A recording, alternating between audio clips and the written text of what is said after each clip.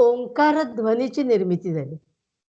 ओंकार हा ध्वनी आहे. म्हणजे पहिल्यांदा काय झालं, तर ओंकाराच्या ध्वनीची निर्मिती झाली. असं वेदांनी म्हटलेलं आहे. आता वैज्ञानिक काय म्हणतात त्याला? तर वैज्ञानिकांचं असं म्हणणं, की त्याला ते प्रस्फोट म्हणतात. पण ओंकाराचा ध्वनी ही जी कल्पना आहे की नाही, फार सुंदर कल्पना आहे बघा, की सृष्टीची निर्मिती होण्यापूर्वी म्हणजे ब्रह्मा, विष्णू, महेश हे निर्माण होण्यापूर्वी पहिल्यांदा ओंकार ध्वनी हा संपूर्ण विश्वामध्ये घुमला आणि त्यामुळे त्याची निर्मिती पहिल्यांदा झालेली आहे. आणि म्हणून योगी अरविंद त्यांच्या शिष्या, ज्यांना आपण माताजी म्हणून म्हणतो, त्या काय म्हणतात, की ओंकार ही परमेश्वराची पहिली सही आहे. किती सुंदर कल्पना आहे बघा. First signature of God. फार सुंदर कल्पना माताजींनी मांडलेली आहे. आणि ज्ञानेश्वरांनी तर आपल्याला माहितीच आहे, ओम नमो जी आद्यापासूनच सुरुवात केलेली आहे. त्यांनी वाङ्मयीन गणेश रंगवलेला आहे. मागच्या वेळेलाही मी त्याचा उल्लेख केलेला होता. हा जो ओंकार आहे, या ओंकाराच्या 3.5 मात्रा आहेत. आपण ओंकार डोळ्यापुढे आणला, तर आपल्याला लक्षात येईल, की या ओंकारामध्ये 3.5 मात्रा आहेत. अ, उ आणि म अशा 3 मात्रा आणि वरती जो अर्धचंद्र आहे, ती अर्धमात्रा आहे. आता इथं गणपतीशी सगळा संबंध जोडलेला आहे. कारण ओंकार रूप गणपती म्हटलेलं आहे ना. ओंकार रूप गणेश तुकाराम महाराजांनी सुद्धा त्यांच्या ह्याच्यामध्ये मागच्या वेळेला जो आपण अभंग घेतला होता, त्याच्यामध्ये त्यांनी म्हटलं होतं, ओंकार गणेश. तर हा गणेश कसा आहे म्हटले, तर या 3.5 मात्रामध्ये त्याचं वर्गीकरण केलेलं आहे, की काय दाखवता? अ ही मात्रा काय दाखवते? तर अ ही मात्रा गणपतीचे दुमडलेले जे पाय आहेत की नाही, ते पाय दाखवते. डोळ्यापुढे गणपतीचं चित्र आणा. ज्ञानेश्वरांचा गणपती असेल किंवा दुसरा कुठला गणपती डोळ्यापुढे आणा आणि त्याच्यामध्ये बघा लक्षात घ्या, की गणपतीचे दुमडलेले जे पाय आहेत, ते अ ही मात्रा दाखवते. आकार चरण युगुल असं ज्ञानेश्वरांनी म्हटलंय बघा. उ ही मात्रा गणपतीच्या पोटाचा निर्देश करते. उकार उदर विशाल असं म्हटलेलं आहे. आणि म ही मात्रा गणपतीच्या मस्तकाचा निर्देश करते. मकार महामंडल मस्तकाकारे.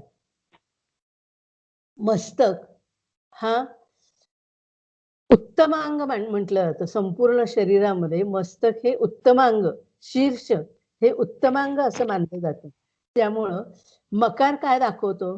तर ही जी अर्धमात्रा हे जे म ही मात्रा आहे की नाही, ही मात्रा ही काय दाखवते? तर ज्ञान जगत दाखवते. मस्तक जे गणपतीचं म्हटलेलं आहे की नाही, तर ते ज्ञान जगत दाखवलेलं आहे. आणि अर्धमात्रा जी आहे, ती निर्गुण, निराकार, निरुपाधिक अशा स्वरूपाचं वर्णन त्या अर्धमात्रेने केलेलं आहे. म्हणून गणेश सगुणही आहे आणि निर्गुणही आहे. म्हणून ओम नमस्ते गणपतये असं म्हटलेलं आहे. ओम म्हणून वेदांनी काय म्हटले? ओंकार रूप गणेश. अशा ओंकार रूप गणेशाला माझा नमस्कार असो, असं मंगलाचरण केलेलं आहे. आणखीन एक ओंकाराचं महत्त्व काय आहे? तर अ ही मात्रा जसं गणपतीचे पाय दाखवते की नाही, तसंच अ ही मात्रा स्थूल विश्व दाखवते. म्हणजे आपल्याला जे काही दिसतंय डोळ्यांनी, ते सगळं स्थूल विश्वामध्ये येतं. म्हणजे पृथ्वी, चंद्र, सूर्य, आकाशगंगा, नद्या, डोंगर, पर्वत आणि आपली सगळी प्राणीसृष्टी. जे काही डोळ्याला दिसते, म्हणजे मी इथं बेंगलोरमध्ये बसून माझ्या अवतीभोवतीचं जे दिसते, मी वाईला आल्यानंतर वाईमध्ये मला डोळ्यांनी दिसणार आहे. अमेरिकेला गेल्यानंतर तिथलं सगळं विश्व मला दिसणार आहे. म्हणजे जे विश्व मला डोळ्यांनी दिसतंय, ते सगळं कसं आहे? स्थूल विश्व आहे. आणि ओंकारातली अ ही मात्रा हे स्थूल विश्व दाखवते. आणि उ ही जी मात्रा आहे, हे सूक्ष्म विश्व दाखवते. म्हणजे सूक्ष्म विश्व म्हणजे काय? की जे डोळ्याला दिसत नाही, पण आहे. डोळ्याला दिसत नाही, दाखवता येत नाही, पण ते आहे. काय? तर मन आहे, भावना आहेत, सूक्ष्म देह आहे. हे जे सगळं आहे की नाही, हे सूक्ष्म विश्व आहे. म्हणजे उ या मात्रेने काय दाखवलं? सूक्ष्म विश्व दाखवलं. म्हणजे आपण म्हणतो की नाही, आम्हाला मन आहे, आम्हाला भावना आहेत. आमच्या भावनांचा जरा विचार करा. तर कुठं भावना दाखवता येतात ओ? मन कुठं दाखवता येतं? माझ्या मनात काय चाललंय, हे तुम्हाला काय कळणार? असं आपण सहज बोलून जातो. पण मन कुठं आहे? कुठं दाखवता येते आपल्याला मन? म्हणून ते सूक्ष्म आहे. सूक्ष्म देह, त्या सूक्ष्म देहामध्ये मन सुद्धा आहे बरं का. तर असं जे आहे, अगदी जसं तुम्हाला आम्हाला मन आहे का नाही, तसंच प्राणी, पक्षी, वृक्ष, वेली यांना सुद्धा मन आहे बरं का. आपण बघतो ना, तर जे प्राणी आहेत का नाही, त्या प्राण्यांना सुद्धा मन आहे. फक्त आपल्याला ते कळत नाही. पक्ष्यांनाही मन आहे. म्हणून ह्या जसं आपण म्हणतोय ना प्राणी, पक्षी वगैरे, तसं अगदी वृक्ष, वेली, डोंगर, नद्या ह्या सगळ्याला सुद्धा एक प्रकारचं मन आहे. आणि म्हणून त्यातून संकल्पना संतांनी काय म्हणली? विश्वमन. जसं माणसाला मन आहे, तसं विश्वालाही मन आहे. आणि आज तर आता पर्यावरण दिन आहे. निसर्गाला मन आहे ना. आज पर्यावरणाच्या दिनाच्या निमित्ताने बऱ्याच जणांनी बरंच काय-काय सांगितलेलं आहे, की खरोखरीच ह्या विश्वाला मन आहे, हे आपल्याला या पर्यावरणाच्या दिनाच्या निमित्ताने ज्या सगळ्यांनी माहिती सांगितलेली की नाही, त्यातून ते आपल्याला लक्षात येते, की अरे त्या झाडा-वेलींना सुद्धा मन आहे. ते सुद्धा सांगतायत आपणहून. म्हणजे मानवाने निसर्गावर काय अत्याचार केलेले आहेत, हे सगळं आज पर्यावरणाच्या दिनाच्या निमित्ताने आपण ऐकतोय. म्हणून हे विश्वमन आहे आणि हे विश्वमन हे जाणून घेणं हे सुद्धा साधकाचं काम आहे. उ ही मात्रा हे सूक्ष्म विश्व दाखवते आणि म ही मात्रा ज्ञान जगत दाखवते.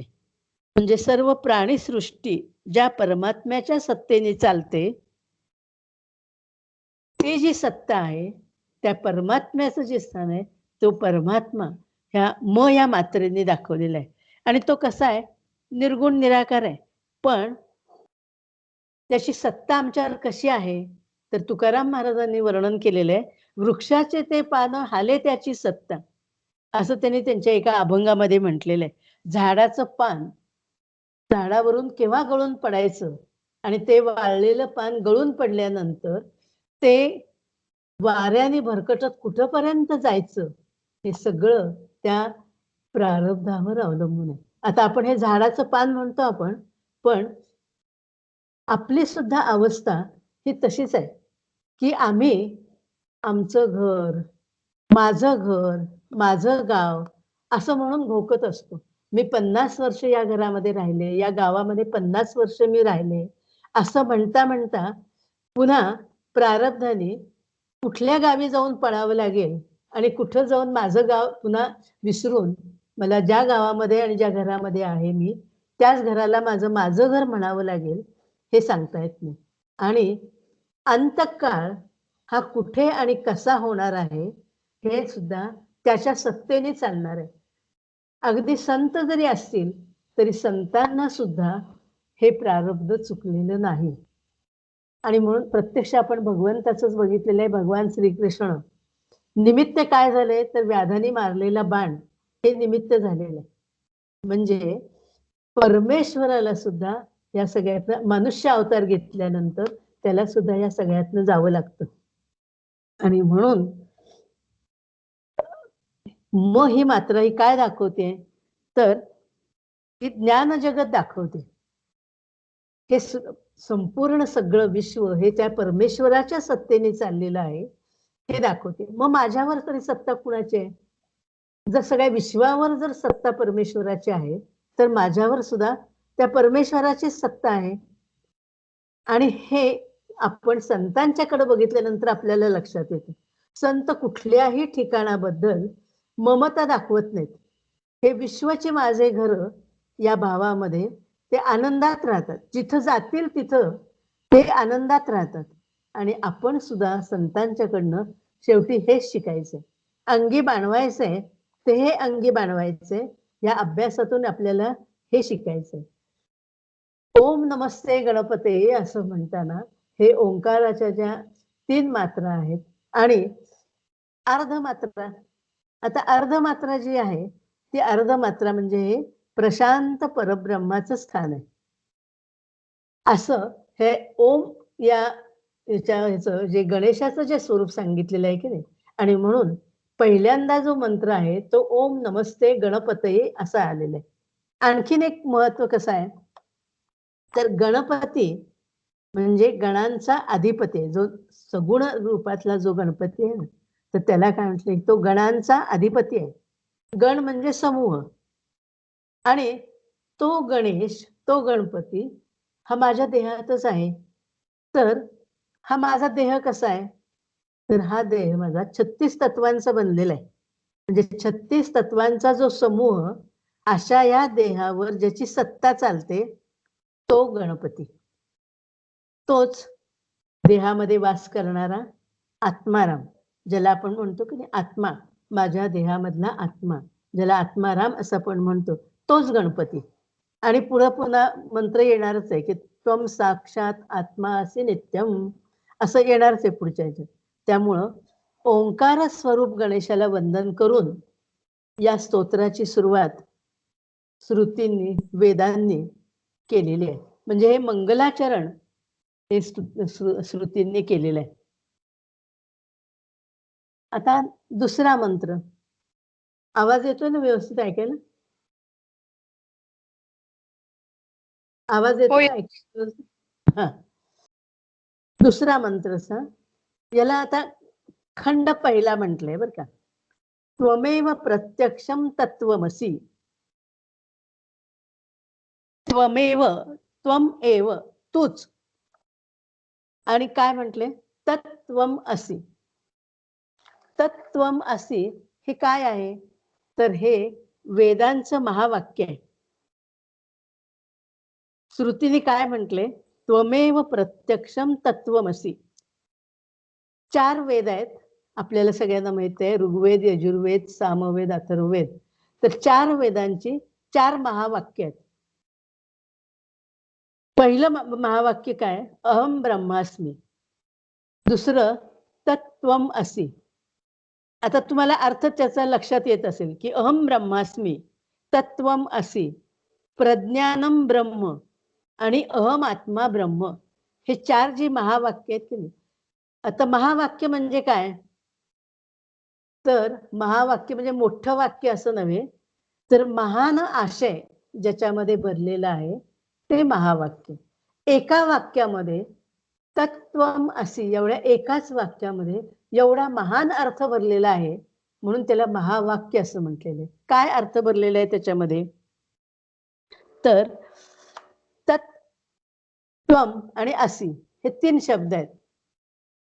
तत् हा शब्द जो कुणासाठी वापरलाय, तत् हे पद जे आहे की नाही, हे तत् हे पद त्या परब्रह्म परमात्म्यासाठी वापरलेलं आहे.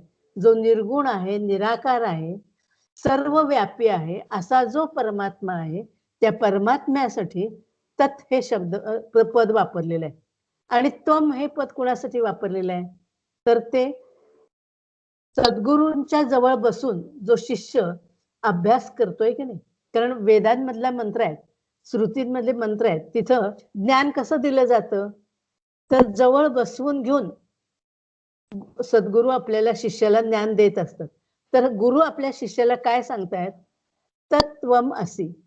त्वम म्हणजे तू, ते शिष्याला सांगतायत की तू, तो म्हणजे ते, त्वम असि, तू तो परमात्मा आहेस.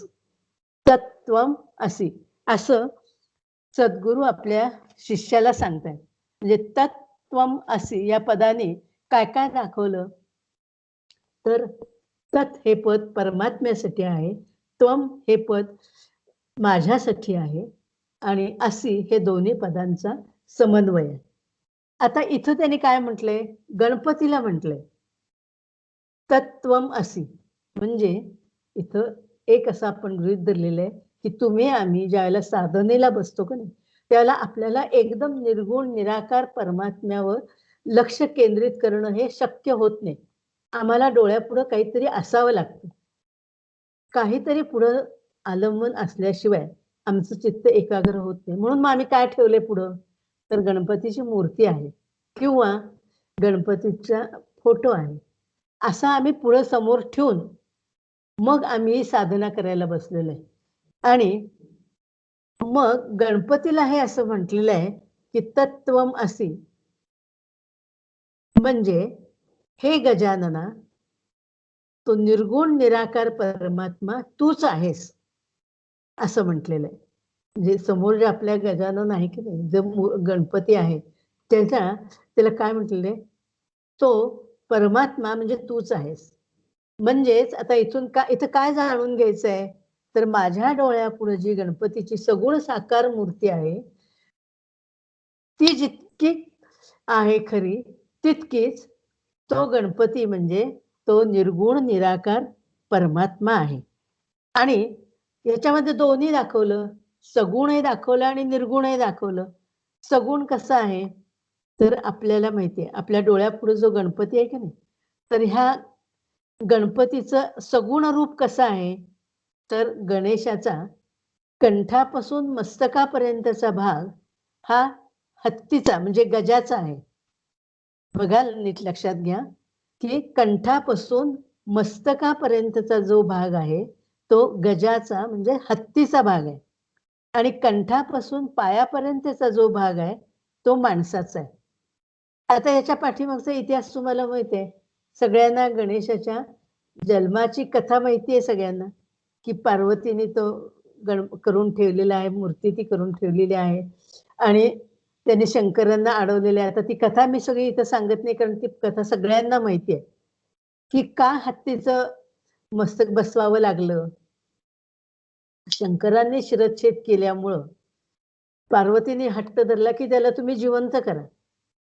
म्हणल्यानंतर मग हत्तीला मारून त्याचा भाग तो कंठापासून मस्तकापर्यंतचा तो भाग बसवलेला आहे. म्हणून कंठापासून मस्तकापर्यंतचा जो भाग आहे की नाही, तो हत्तीचा आहे. आणि तो जो भाग आहे कंठापासून मस्तकापर्यंतचा जो भाग आहे, तो परमात्म स्वरूप आहे, असं म्हटलेलं आहे. आणि कंठापासून पायापर्यंतचा जो भाग आहे, तो नरात्मक म्हणजे माणसाचा आहे. तो तत्पदाने दाखवलेला आहे. त्वम पदाने काय दाखवलं? तर त्वम पदाने कंठापासून मस्तकापर्यंतचा जो भाग आहे, तो दाखवला. कारण तिथं परमात्म्याचा निर्देश केलेला आहे. आणि त्वम पदाने तत्पदाने कंठापासून मस्तकापर्यंतचा भाग दाखवला, परमात्मा स्वरूप तो. आणि त्वम पदाने नरात्मक भाग दाखवला. आणि नरात्मक आणि गजात्मक अशा भागांच्या संयोगातून गणेशाकृती निर्माण झालेली आहे. आणि म्हणून हा संयोग असे या पदाने दाखवलेला आहे. तत्त्वम असि याचं जे वर्गीकरण आहे की नाही, ते हे असं आहे. आणि म्हणून त्या गणेशालाच काय सांगितलंय, की तू म्हणजे तू वेगळा कोणी नाहीस. तू मला जरी सगुण स्वरूपामध्ये दिसत असलास, पार्वतीचा पुत्र या स्वरूपात जरी मी तुझ्याकडे बघत असले, शंकराचा पुत्र म्हणून जरी मी तुझ्याकडे बघत असले, तरी तू तो निर्गुण निराकार परमात्म्याचंच स्वरूप आहेस, असा याचा अर्थ आहे. म्हणून आणि कसं आहे, प्रत्यक्षम म्हटलंय. कारण प्रत्यक्ष का, तर सगुण साकार रूप माझ्या पुढे आहे. आणि म्हणून त्वमेव प्रत्यक्षम तत्त्वमसि. म्हणजे हे गजानना, तू तो निर्गुण निराकार परमात्माच आहेस. म्हणजे इथं द्वैत भाव गेलेला आहे. मूर्तीमधला गणेश आणि निर्गुण निराकार परमात्मा हे दोन्ही एकच आहेत, हे आपल्या मनावर बिंबवायचंय. म्हणून हा एक मंत्र आहे, त्वमेव प्रत्यक्षम तत्त्वमसि. आता दुसरा जो मंत्र आहे की नाही, पुढचा मंत्र काय आहे?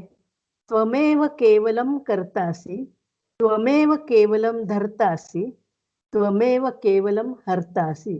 अत्यंत सुंदर अशा प्रकारची रचना आहे बघा. वेदांमधलं हे स्तोत्र आहे आणि त्यामुळे संस्कृत मधलं जरी असलं तरी पण अत्यंत सुंदर अशा प्रकारचं हे सगळं सांगितलेलं आहे. की गणेशाचं मूळ आता आपण बघितलं की गणेशाचं मूळ स्वरूप कसं आहे? म्हणजे तो आपल्या डोळ्यापुढे जरी सगुण साकार असला तरी मूळ स्वरूप त्याचं निर्गुण, निराकार, सर्वव्यापी, अविनाशी असं आहे. तो परब्रह्म स्वरूप आहे. तो सृष्टीचा उत्पत्ती करता आहे. सृष्टीला धारण करणारा आहे, म्हणजे पालन करणारा आहे आणि सृष्टीचा लय करता सुद्धा तोच आहे. जो परमात्मा सृष्टीचा लय करता आहे, तोच धारण करणारा आहे आणि तोच निर्मिती करणारा आहे आणि तोच तो गणेश आहे. बघा, म्हणून काय म्हटलंय गणेशाला, की त्वमेव केवलम कर्तासि. तूच करता आहेस, तूच पालन करता आहेस आणि तूच लय करताही आहेस. आता आपल्याला एवढं माहिती आहे, की विश्वाची निर्मिती करणारा ब्रह्मदेव आहे. पालन करणारा विष्णू आहे आणि लय करणारा भगवान शंकर आहेत. पण त्याच्याबरोबर आपल्याला हेही माहिती हवं, की परमात्मा जेव्हा मायेच्या सहाय्याने निर्मितीचं काम करतो, तेव्हा त्याला ब्रह्मदेव म्हणतात. पालनाचं काम करतो, तेव्हा त्याला विष्णू म्हणतात. म्हणजे एकच आहे. तो निर्गुण निराकार परमात्मा तोच एक आहे. तो पालनाचं काम करतो, त्याला त्यावेळेला विष्णू म्हटलेलं आहे. आणि विनाशाचं काम करतो, तेव्हा त्याला महेश म्हटलेलं आहे. हे म्हणजे तिन्ही देव हे वेगळे नाहीत. आपल्याला ह्यातला द्वैत भाव काढून टाकण्यासाठी हे सगळं स्तोत्र आहे बरं का. अद्वैत भावामध्ये आपल्याला जायचं आहे. म्हणून हे स्तोत्राचा हा अभ्यास आहे, की जरी आम्ही म्हणताना ब्रह्मा, विष्णू, महेश हे 3 वेगवेगळे देव म्हटलं, तरी सुद्धा ते तिन्ही देव हे एकच आहेत आणि तो गणेश सुद्धा तो परमात्मा स्वरूप आहे. हे आपल्याला इथं जास्त करून त्यांना सांगायचंय. म्हणजे तिन्ही देव हे परमात्मा स्वरूप आहेत आणि म्हणून तुकाराम महाराजांचा मागच्या वेळेला जो अभंग म्हटला होता की नाही, त्या अभंगामध्ये आलं होतं, हे तिन्ही देव जेथुनी उत्पन्न, तोहा गजानन मायबाप. हे तिन्ही देव ब्रह्मा, विष्णू, महेश कुठून निर्माण झाले? तर त्या परमात्म्यापासून निर्माण झाले. त्या परमात्म्याने निर्माण केलेले आहेत आणि तो परमात्मा आणि त्याची शक्ती ही वेगळी करता येणार नाही. म्हणून त्वमेव केवलम असं म्हटले. तूच विरुक्ती आहे. तूच कुणाला म्हटले? तर त्या गणेशाला म्हटलेलं आहे, की ही गणेशा तूच या सृष्टीचा निर्मिती करणारा आहेस, करता आहेस, पालन करता आहेस म्हणून तू धरता आहेस आणि लय करता आहेस म्हणून तू हरता आहेस. त्वमेव केवलम कर्तासि, त्वमेव केवलम धर्तासि, त्वमेव केवलम हर्तासि. म्हणजे इथं सांगायचंय काय, की गणेश म्हणजेच देव सर्व काही करणारा आहे. सर्व काही करणारा हा तो आहे. सर्व सत्ताधीश तो परमेश्वर आहे. म्हणून मगाशी जे सांगितलं की नाही, वृक्षाचे ते पानं हाले त्याची सत्ता. तो सर्व सत्ताधीश आहे. तो गणेश सर्व सत्ताधीश आहे. तो परमात्मा सर्व सत्ताधीश आहे. आता हे श्रुतीने आपल्याला मंत्र म्हणून सांगितलं आणि आपण ते मंत्र म्हणून म्हटलं. पण यातनं आपल्याला काय शिकायचंय? तर आपण सुद्धा जर परमात्मा जर आपल्याकडे कर्तेपणा घेत नाहीये आपण, तर मग आपण का घ्यावं? कोणीच स्वतःकडे कर्तेपणा घेत नाही. ब्रह्मदेवाने जेव्हा ही सृष्टी निर्माण केली की नाही, मध्यंतरी गीतेच्या ह्याच्यामध्ये येऊन गेलंय ते, की ब्रह्मदेवाने जेव्हा सृष्टी निर्माण केली, तेव्हा ब्रह्मदेवाने, प्रजापतीने सगळ्या लोकांना काय सांगितलं, की माझं काम काय आहे? निर्मितीचं काम आहे. मी प्रजा निर्मिती केली, पण आता बाकीच्या ह्याच्यात मी ढवळाढवळ करणार नाही. पालनाचं काम हे विष्णूंचं आहे. म्हणजे हा मी यज्ञ केलाय. तसं तुम्हाला आम्हाला असं सांगितलेलं आहे, की तुमचं कर्म तुम्ही कसं करा? तर यज्ञ स्वरूप करा, असं आपल्याला सांगितलेलं आहे. म्हणून कर्ते पण नसावं यासाठी एक थोडीशी गोष्ट सांगते, कारण जरा तत्वज्ञान आलं, किंवा जरा जड वाटायला लागतं म्हणून थोडीशी एक गोष्ट केनोपनिषदामध्ये आलेली एक गोष्ट आहे. म्हणजे काय झालं, अग्नी, वायुदेव, इंद्र ह्या ज्या देवता आहेत की नाही, ह्या देवतांनी सगळ्या देवांनीच असुरांच्या विरुद्ध मोठा विजय प्राप्त केला आणि त्यामध्ये ह्या तिन्ही देवांना एक अहंकार झाला, की आम्ही केवढा मोठा विजय प्राप्त केला. अभिमान झाला आणि त्यामुळे आपल्या सामर्थ्याविषयी त्यांना फारच अभिमान वाटायला लागला आणि भगवंतांना बरं का सगळ्यात लक्षात आपण हे ठेवायचंय, की परमेश्वराला कारण ह्या जे देवता आहेत बरं का, इंद्र, वरुण, वायू, अग्नी हे सगळ्या काय आहेत? ह्या देवता आहेत. पण परमात्मा हा वेगळा आहे. तर परमात्म्याला या देवतांचाही अहंकार सहन होत नाही, तर तुमचं आमचं कसं होईल? सगळ्यामध्ये महत्त्वाची गोष्ट ही आहे, की देवाला अहंकार सोसत नाही. सोसत नाही म्हणजे काय? आवडत नाही. बाकी सगळ्या गोष्टी क्षमा असतील, पण अहंकार नाही. आणि म्हणून भगवान विष्णूंनी, भगवंतांनी काय ठरवलं, की एका सामान्य माणसाचं रूप घेतलं आणि ते पृथ्वी तलावर आलेले ह्या स्वर्गामध्ये गेलेले आहेत आणि एक सामान्य माणसाचं रूप तो स्वर्गामध्ये एक सामान्य माणूस बघितला, पण त्यांचं तेज मात्र खूप मोठं होतं. अतिशय तेजस्वी अशा प्रकारचा हा माणूस आणि हे सगळे देवता. पहिल्यांदा अग्निदेवता, हे अग्निदेव हे या माणसापुढे गेलेले आहेत आणि त्याने, "तू कोण आहेस बाबा?" तर त्या माणसाने विचारलं, तुम्ही कोण आहे?" तर "मी अग्निदेव आहे आणि माझं सामर्थ्य असं आहे, की मी वाट्टेल ते सगळं जाळून हे पृथ्वीवर तलावरचं सगळं जे काय असेल ते मी सगळं जाळू शकतो. अशा प्रकारचं माझं सामर्थ्य आहे." मग त्याने त्या भगवान विष्णूंनी जे सामान्य माणसाचं रूप घेतलेलं होतं, त्यांनी काय केलं, थोडंसं गवत त्याच्यापुढे टाकलं आणि सांगितलं, की "हे जाळून टाक." त्या अग्निदेवाने प्रयत्न केला, पण अग्निदेवांना ते गवत नाही, गवताची एक काडी सुद्धा जाळता आली नाही. तोपर्यंत वायुदेव तिथे आले. "काय रे बाबा, तुझं काय सामर्थ्य आहे?" तर "मी वायुदेव आहे. एका फुंकरीने फुंकर मारली जरी मी, तरी पृथ्वीवरची झाडं, वेली, घरं सगळं मी पाडू शकतो." भगवान विष्णूंनी म्हणजे त्या तेजस्वी माणसाने त्याच्यापुढं तेच गवत टाकलं आणि सांगितलं, "हे गवत तू उडवून लाव. तुझी फुंकर मार आणि हे उडव." ते वायुदेवालाही ते शक्य झालं नाही. आणि मग इंद्र आलाय तिथं. इंद्र हा देवांचा राजा आहे. तो वज्रधारी आहे. तो तर जास्त अहंकारी. तो म्हणला, "आम्ही तुझा सुद्धा नाश करून दाखवू शकतो" म्हणला. त्या तेजस्वी माणसाला तो म्हणतोय, की "मी तुझाही नाश करून दाखवू शकतो."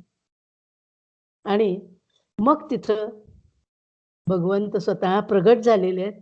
भगवान विष्णू तिथं प्रगट झालेले आहेत आणि त्यांनी या देवतांना उपदेश केलेला आहे, की म्हणले सामर्थ्य मिळवा, बलवान व्हा, कीर्तिवान व्हा, पण अहंकार धरू नका. या सृष्टीचा निर्माता तो परमेश्वर आहे. तो कर्ता आहे, तो धर्ता आहे आणि हर्ताही आहे. निर्माण करणारा तोच आहे. पालन करणाराही तोच आहे आणि लय करताही तोच आहे. तेव्हा प्रत्येकाने म्हणजे पृथ्वीवरच्या माणसांनाही तोच उपदेश आहे आणि देवतांना सुद्धा तोच उपदेश आहे, की प्रत्येकाने आपल्या वाट्याला आलेलं काम आता आपण देवतांचं सोडून देऊ, पण आपल्याला काय उपदेश आहे त्यातून? तर आपल्या वाट्याला आलेलं जे काम आहे, ते आपण अत्यंत शांत चित्ताने कुठल्याही प्रकारचा अहंकार न धरता ते करायचं आहे. हा आपल्याला यातनं उपदेश आहे. म्हणून श्रुतींनी सांगितलं, की "त्वमेव केवलम कर्तासि, त्वमेव केवलम धर्तासि, त्वमेव केवलम हर्तासि." हे गणेशा, तूच कर्ता आहेस, तूच पालन करता आहेस आणि तूच लय करताही आहेस. म्हणजेच पुन्हा एकदा आपण तेच लक्षात ठेवायचंय, की गणेश हा निर्गुण निराकार परमात्म्याचं स्वरूप आहे.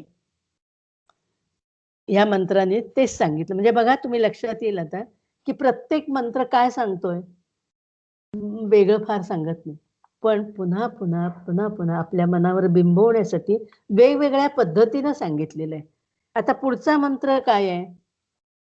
तर त्वमेव सर्वं खल्विदं ब्रह्मासि. मध्ये जर एखादा राहिला तर मला सांगा बरं का. त्वमेव सर्वं खल्विदं ब्रह्मासि. हे गणेशा, तूच खलु इदम, खल्विदम, खलु इदम म्हणजे खरोखर. हे गणेशा, तूच खरोखर ब्रह्मा आहेस. तू परब्रह्म परमात्मा, जो सर्वव्यापी, निर्गुण, निराकार आणि अविनाशी आहे, तो तूच आहेस. म्हणजे हे सुद्धा एक वेदांचं महावाक्यच आहे बरं का. त्वमेव सर्वं खल्विदं ब्रह्मासि, वेदांचं महावाक्यच आहे. आता ह्याच्यावर फार विश्लेषण करायला नको, कारण हा मुद्दा जो आहे तो आत्ता आपण भरपूर त्याच्यावर विश्लेषण केल्यामुळं हा जो मंत्र आहे, या मंत्राचा अर्थ आपल्याला लक्षात येतोय, की हे गणेशा, तू खरोखर ब्रह्म आहेस, परब्रह्म परमात्मा आहेस. आता पुढचा मंत्र काय आहे?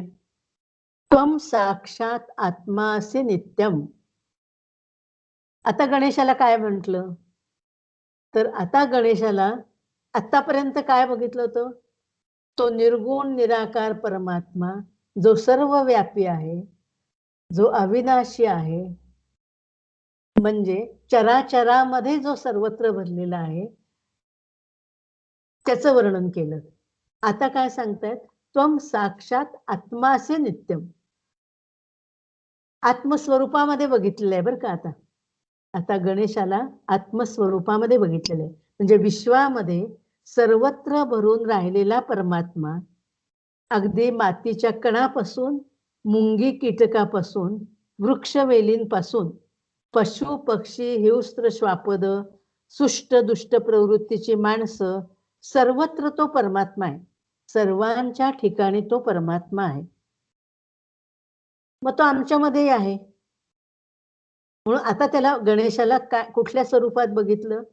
तर त्वं साक्षात आत्मासी नित्यम. तू आमच्यामध्ये जो परमात्मा स्वरूप तू आहेस, तोच परमात्मा, तोच गणेश आमच्यामध्येही आहे.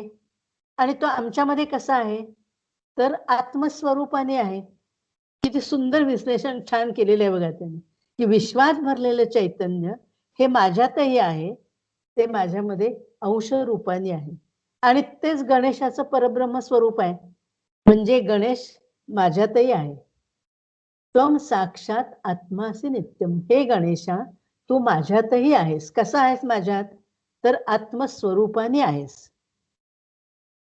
मग आता थोडंसं आपण बघा असं, की भाद्रपद महिन्यामध्ये आपण जो गणपती उत्सव करतो का नाही, आपण मृत्तिकेची मूर्ती, गणेशाची मृत्तिकेची मूर्ती आपण बाहेर घेऊन येतो. कुंभाराकडून आपण मृत्तिकेची मूर्ती घेऊन येतो. घरामध्ये आणल्यानंतर गणेश चतुर्थीच्या दिवशी आपण तिची प्राणप्रतिष्ठा करतो. तिची पूजा करतो, आराधना करतो. म्हणजे त्याला अगदी नैवेद्य वगैरे मग जे काय आपलं शास्त्राप्रमाणे दुर्वा, लाल फुलं, गुळ खोबऱ्याचं नैवेद्य असेल, मोदकाचं नैवेद्य असेल, हे जे सगळं आहे की नाही, हे साग्र संगीत आपण ते करतो.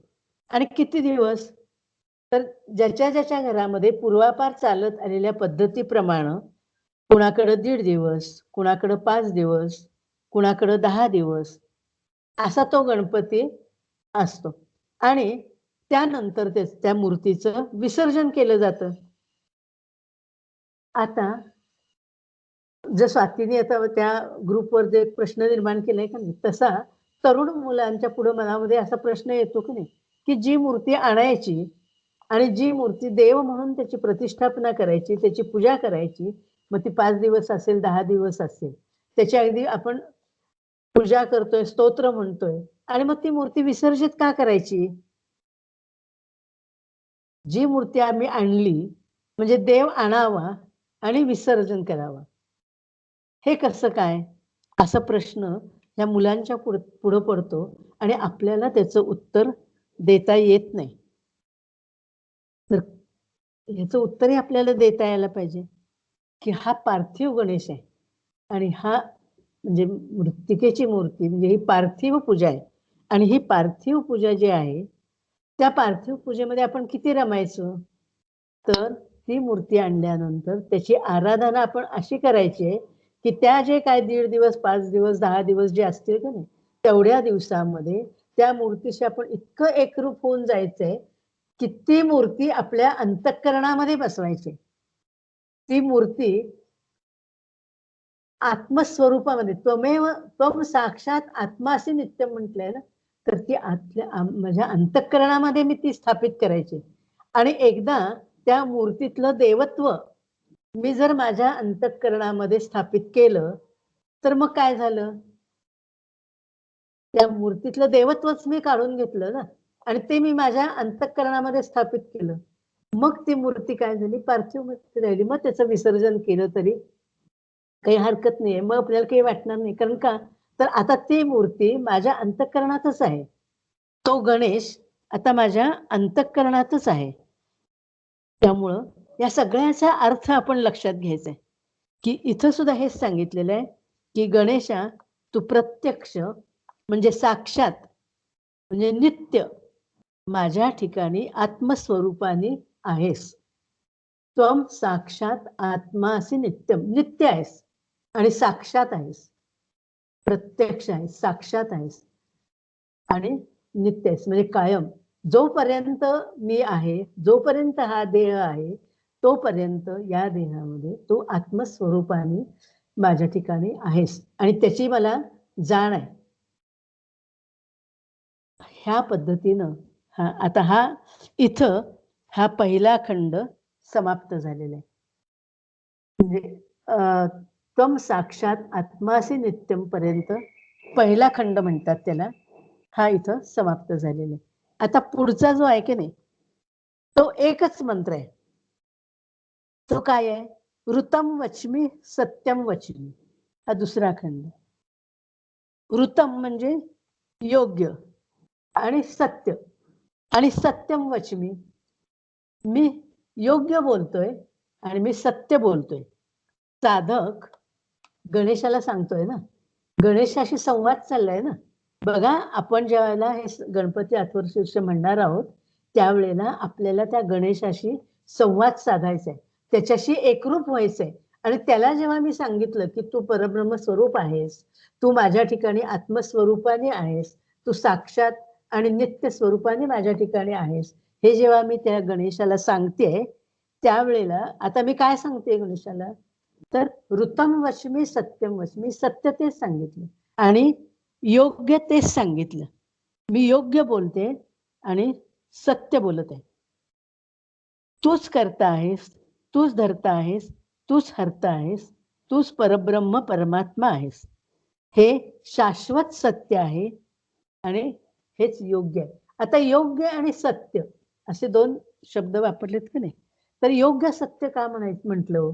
सत्य हे सत्यच असतं ना आणि सत्य हे शाश्वत सत्यच आहे. मग योग्य सत्य का म्हटलं? तर थोडंसं व्यवहारामध्ये जेव्हा आपण बघतो की नाही, त्यावेळेला माणसाला योग्य सत्य बोलावं लागतं. म्हणजे कसं, एक उदाहरण देते म्हणजे लक्षात येईल. सगळ्यांना आपल्याला गोंदवलेकर महाराजांची गोष्ट माहिती आहे, की एकदा गोंदवलेकर महाराज एका ठिकाणी कुठेतरी होते थांबलेले आणि एक कसाई तिथून निघाला होता. त्याच्या आधी काय झालं होतं, तर एक गाय त्यांच्या पुढनं गेली. पळत, पळत, पळत ती एका रस्त्याने गेली आणि पाठीमागून एक कसाई आला. आणि महाराजांनी बघितलं, ती गाय कोणत्या दिशेला गेली आहे, ते महाराजांनी बघितलं. आणि कसाई तिथं आल्यानंतर कसाई महाराजांना विचारतोय, की गाय कोणत्या दिशेने गेली हो? पूर्वेकडे गेली का पश्चिमेकडे गेली का दक्षिणेकडे गेली? तुम्ही बघितलत का? तर महाराजांनी बघितलं होतं. पण महाराजांनी काय सांगितलं? ज्या दिशेला गाय गेली होती, ती दिशा न दाखवता महाराजांनी दुसरी दिशा दाखवली. दुसरीकडे गेली असं सांगितलं. खोटं बोलले का महाराज? सत्य नव्हतं का ते? तर योग्य सत्य नव्हतं.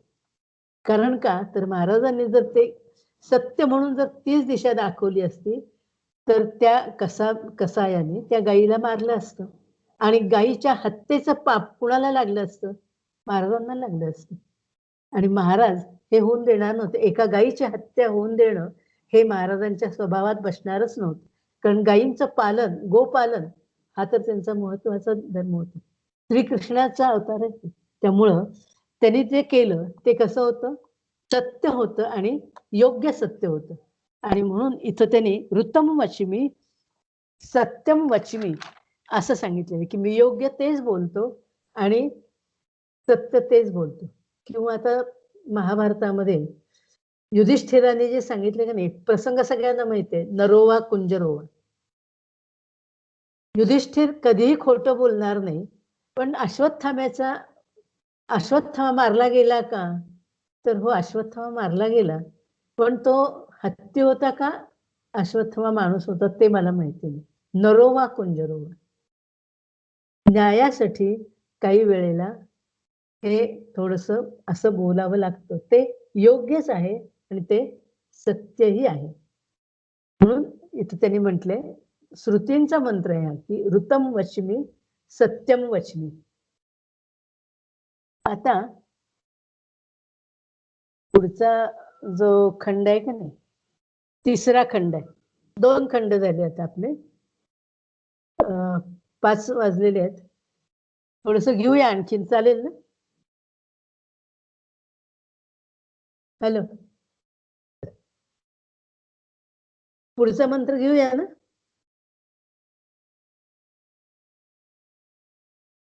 ऐकायला येतंय का? का थांबायचंय?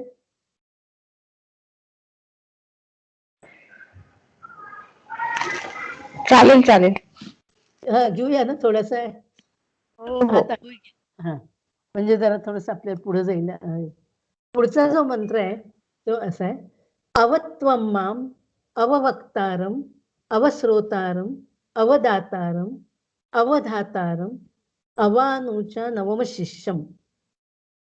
असा हा तिसरा खंड आहे. अवत्वम माम, हे गणपते तू माझे रक्षण कर. अव म्हणजे रक्षण कर. तू माझे रक्षण कर. म्हणजे नाना प्रकारच्या विघ्नांपासून तू माझं रक्षण कर. आता ही विघ्न कुठली आहेत? साधक अथर्व शीर्षाच्या साधनेला बसलेला आहे. त्यामुळे आता इथं साधक प्रपंचातल्या विघ्नांविषयी फार बोलत नाही बरं का. म्हणजे आपण नेहमी प्रार्थना करताना करतोच, देवापाशी प्रार्थना करताना प्रपंचातल्या विघ्नांसाठीही प्रार्थना करतो. कारण शेवटी असं आहे की आपण कुणापाशी सांगणार? आपल्याला जे काय अडचणी असतील, संकट असतील, ती प्रपंचातली जरी असली तरी ते आपण देवापाशीच सांगणार. पण आता निदान एवढं असं आपण म्हणूया की साधनेला बसल्यानंतर तरी प्रपंचातली जी अडचणी आहेत, विघ्न आहेत, त्याच्याविषयी बोलायचं नाही. तर हे गणपते तू माझे रक्षण कर. हे कशापासून? तर नाना प्रकारच्या विघ्नांपासून माझं रक्षण कर. म्हणजे साधनेमध्ये येणारी जी विघ्न आहेत ती दूर कर.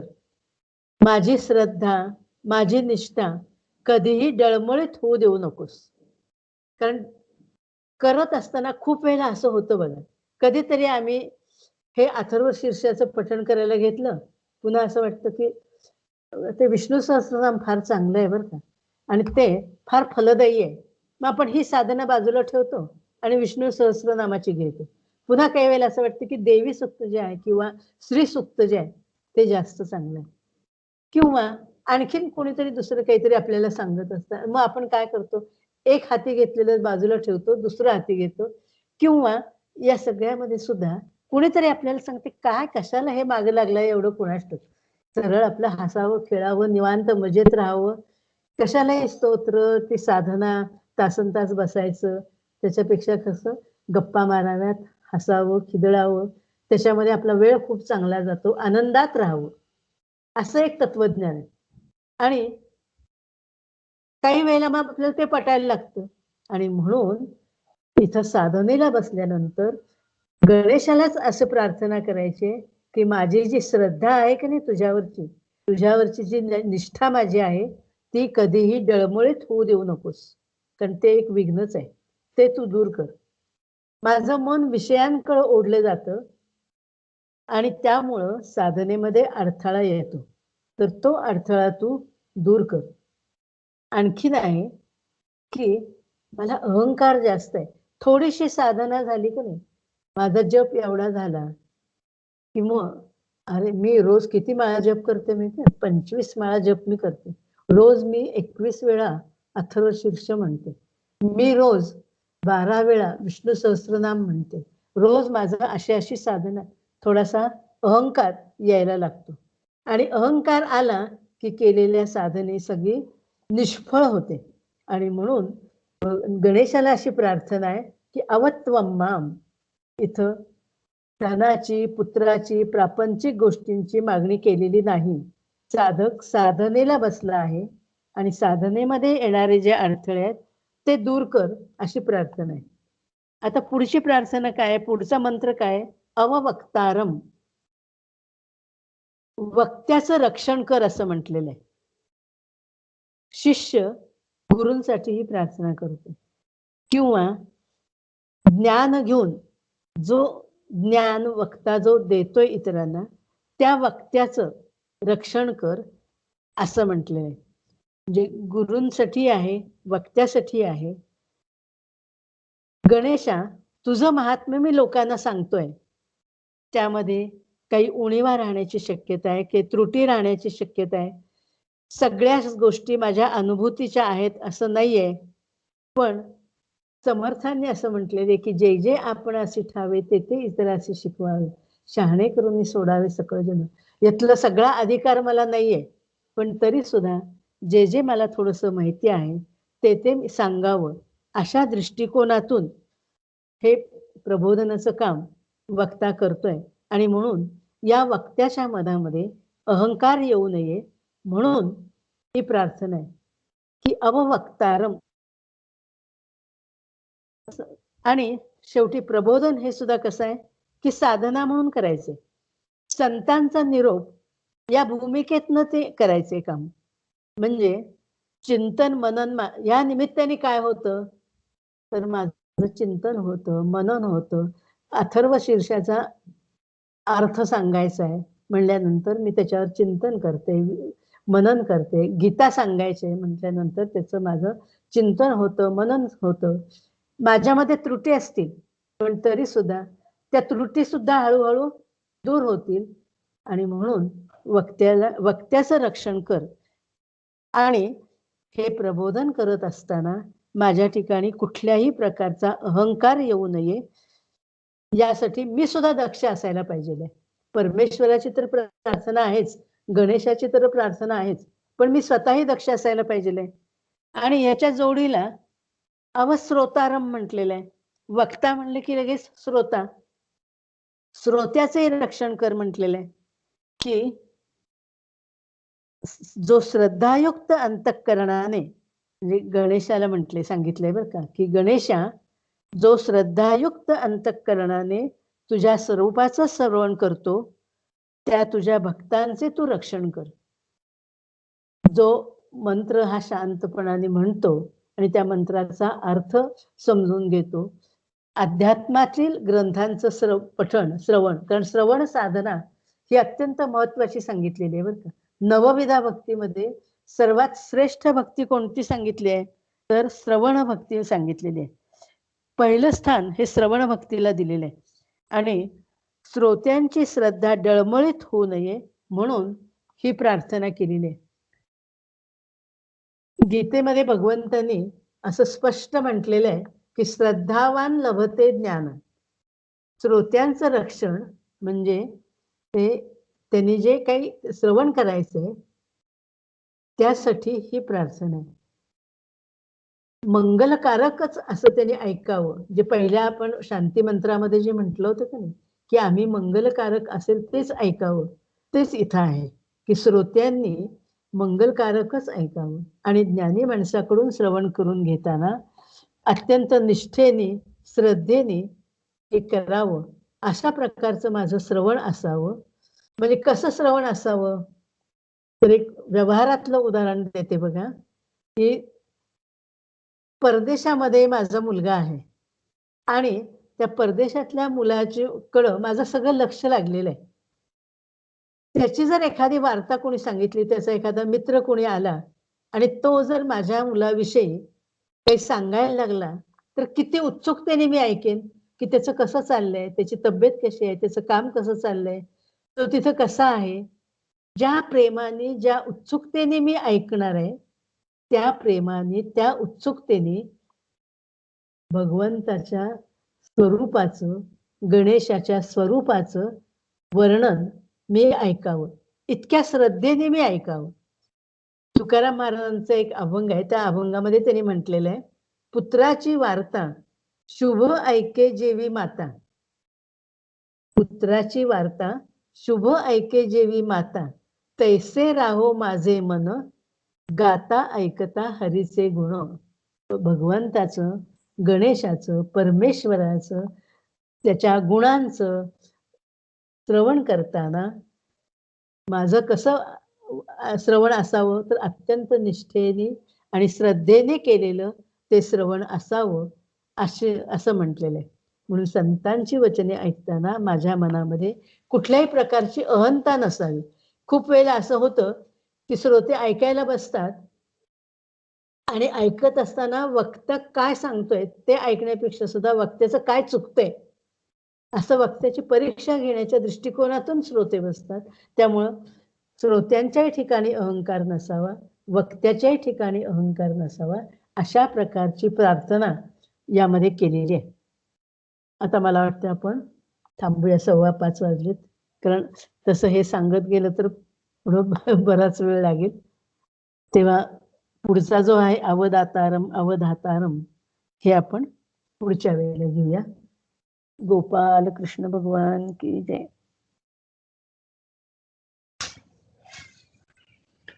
खूप छान झालं. जरा वेळ लागणार आहे थोडा. हो, काही हरकत नाही. खूप छान वाटतंय ऐकायला आणि त्यामुळे म्हणताना आम्हाला त्याचा अर्थ पण समजत जाईल. तर छान वाटतंय. कुणाला काही शंका किंवा काही चर्चा करायची असेल तर एक 2 मिनिटं आपण थांबूया.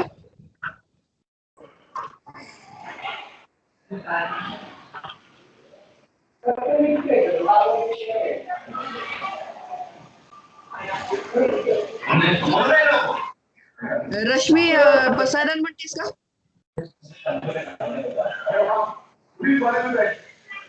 हो म्हणते. हा. काकू खरंच खूप छान सांगतात अर्थ जरा काय समजायला खूप असं. डिटेल सांगायचं म्हणून थोडा वेळ लागणार आहे आपल्याला. हो मान्य आहे. ते म्हणतात ना, गुरुचरण में हाथ लगाओ, ऐसे सुमति दे मेरे दाता, मैं अज्ञानी तिमिर भक्त है, तूच एक विधाता. तुमच्याबरोबर अरे राहून एवढं मोठं खूप मिळणार आहेत. नमस्कार. खूप तर मी मोठेपणा दिला. बसायला करते. चालेल. हा.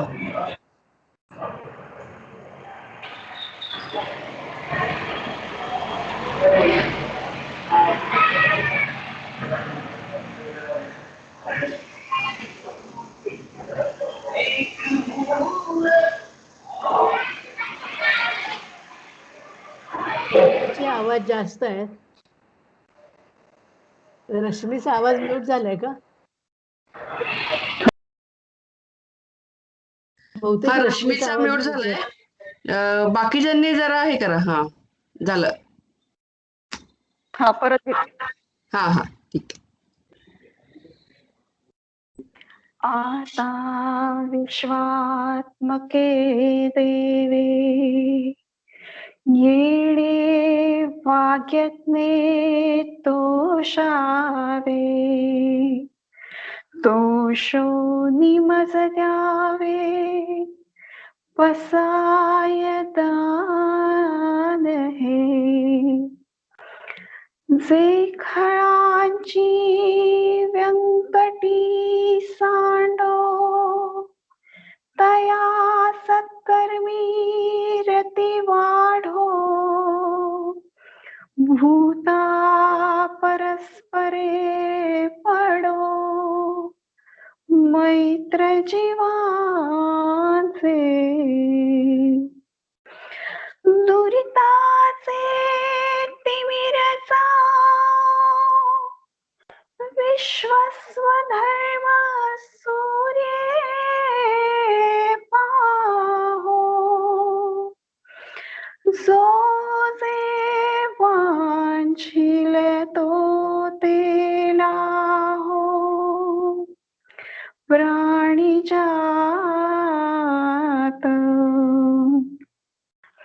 वर्षत सकळ मंगळी ईश्वर निष्ठांची मांदियाळी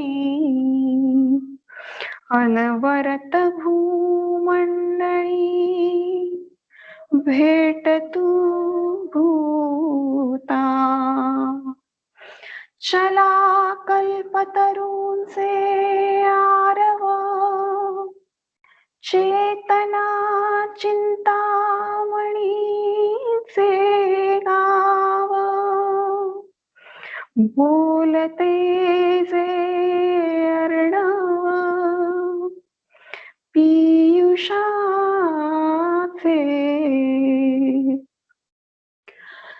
चंद्रमेचे अलांछन मार्तंडचे तापहीन ते सर्वाही सदा सज्जन सोय रे हो तू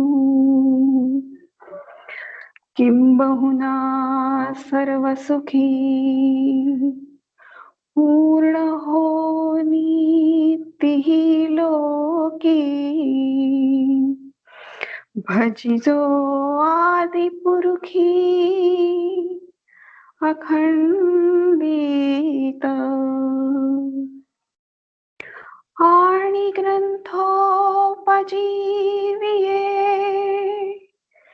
विशेषी लोकीये दृष्टादृष्ट विजये हो आवेजी येथ म्हणे श्री विश्वेश्वरावो हा होईल दान पसाओ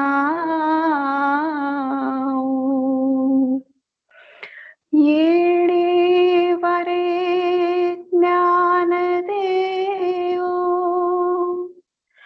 सुखिया